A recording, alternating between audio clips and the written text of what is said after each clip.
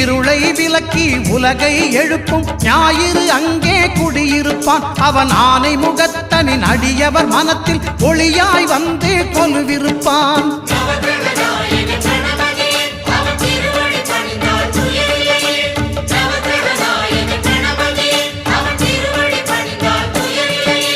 ஒன்பது கோளும் ஒன்றாய் காண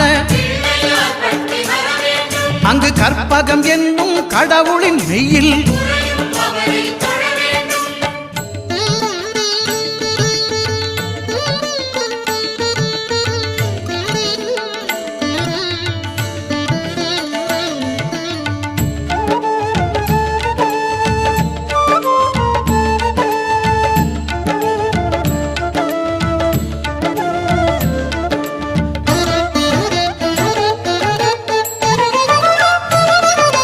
திங்கள் பகவான்